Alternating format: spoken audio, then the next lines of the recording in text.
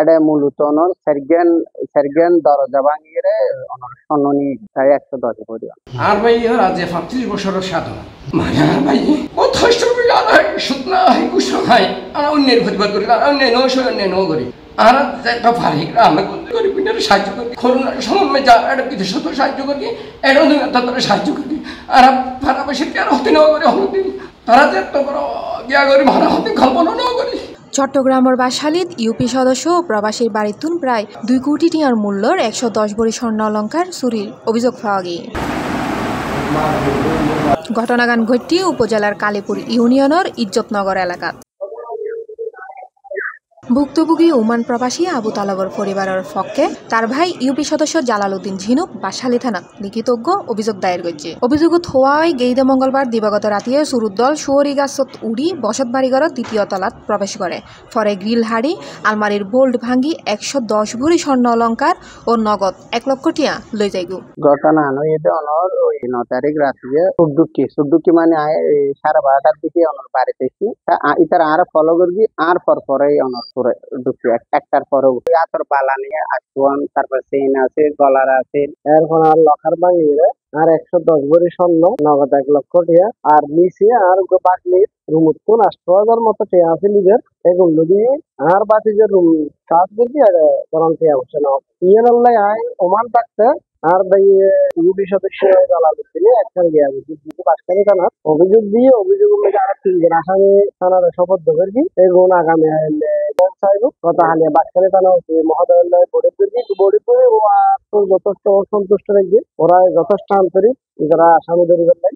তবে ঘটনাস্থলত যাই জানা যায় বিল্ডিংর যে ফ্লোরত চুরি হই এ ফ্লোরত ব্যাগুন থাকতো প্রবাসত যে রুমত স্বর্ণ অলঙ্কার আর নগদ টিয়াগিন রাহা হইল এই রুমত নথাকতো হনি গেই এতালাই ধারণা করা হয়তো সুরুত দল ইয়ান জানতো এগারোর মালিক আসলে অনর বিদেশত মানে আর খুলবে আর এটাই 3 বেড তাহে 3 বেড লাই উড়ো 3 প্লেট নিচে 3 প্লেট আর 2 প্লেট 2 ভাই আসলেন 1 প্লেট আসলে অনর 1 প্লেটের মধ্যে ভাই বিদেশত আসলে ইজন পুরো এটা খেয়ে নেওয়া ইয়ানি তারা জানিত কারণে ইজনেতে আর দুজন নগরে সর্বশেষ জানিতে অনর সকালে যখন আর উঠছি তখন জানিত যে ওটা নিচেও গর্গিতে যখন বেগিন গিয়া দেহের অনর জিনিস অগোছাল দেহে তখন জানিত পারে যে ইঞ্জেকশন সন্ধ্যা লাগার মানে যেহেতু অনর যেহেতু ওয়ার্ডের একজন মেম্বার এটা তো আর পুরো ওয়াটার মাঝে হনে চুরি করে বা না করে ইয়ার তাই জানি তো যেহেতু কনফার্ম করে হন্য বাড়িতে আর ঘর যে সন্তুষ্টি নাই কনফার্ম করে হন্য যেহেতু তদন্ত করে আই নাম